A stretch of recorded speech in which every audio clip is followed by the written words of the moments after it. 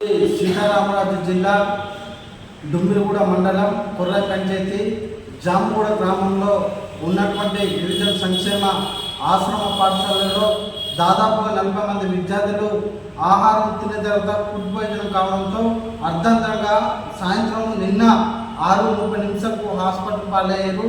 ఇది గిరిజన సంఘం కావచ్చు, విద్యార్థి సంఘం కావచ్చు తీవ్రంగా ఖండిస్తుంది.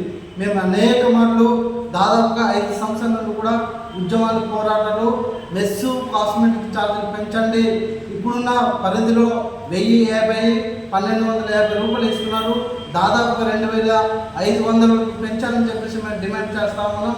అయినా కూడా అక్కడ ఉన్నటువంటి అధికారులు పిఓ కావచ్చు, డిడి కావచ్చు అనేక మనం విన్నవించుకున్నాం. ఈరోజు అక్కడ ఉన్నటువంటి వార్డెన్ హెచ్ఎంని తప్పు పడుతూ ఇది వాళ్ళ ఈ చర్యలు తీసుకోవాలని చెప్పేసి సూచిస్తున్నారు. ఈరోజు హెచ్ఎంకి వార్డెన్కి చెప్పిన మాత్రాన ఆ సమస్య పరిష్కారం కాదని చెప్పేసి మేము తీవ్రంగా ఖండిస్తున్నాం.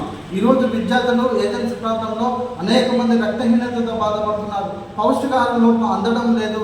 ఖచ్చితమైన వాళ్ళ విద్యార్థులకు పౌష్టికాహారం అందాలంటే ఖచ్చితంగా మెస్సార్జీలు కాస్మెటిక్ ఛార్జీలు 2500 పెంచితే తప్ప వాళ్ళకి సరైన ఆహారం అందే పరిస్థితి లేదు.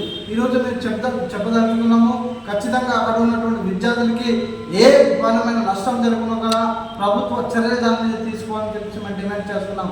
ఈరోజు మీ అందరికీ తెలుసు, ఏజెన్సీ ప్రాంతంలో జరుగుతున్న ఈ విద్యార్థి మరణాలు దాదాపు ఒక నెలలోనే వరుసగా 9 మంది విద్యార్థులు చనిపోయినప్పటికీ కూడా ఏ విచారమైన చర్యలు తీసుకోలేదు. అక్కడ ఉన్న హాస్టల్లో ఉన్నటువంటి మౌలిక సదుపాయాలు, ముఖ్యంగా తాగే నీళ్లు, మరుగుదొడ్లు కావచ్చు, తినే తిండిలో కావచ్చు అంత లోపం జరుగుతుంది. కరాఖండిగా చెప్పదలుచుకున్నాం. ముఖ్యంగా ఇప్పుడు ఉన్నటువంటి కలెక్టర్ ఎవరైతే దినేష్ కుమార్ గారు ఉన్నారో వాళ్ళ మీద చర్యలు తీసుకుని ఏజెన్సీ 11 మండలాలు ఉన్నటువంటి ప్రతి ఆశ్రమ పోస్ట్ మెట్రిక్ హాస్టల్ని సందర్శించి పర్యవేక్షణ చేసి తినే తిండి కావచ్చు, చేసుకునే బట్టల నుంచి చివరి స్థాయి వరకు కూడా వాళ్ళు కూడా ఒక పర్యవేక్షణ చేసి ఒక స్థాయికి తీసుకురావాలని మేము డిమాండ్ చేస్తున్నాం.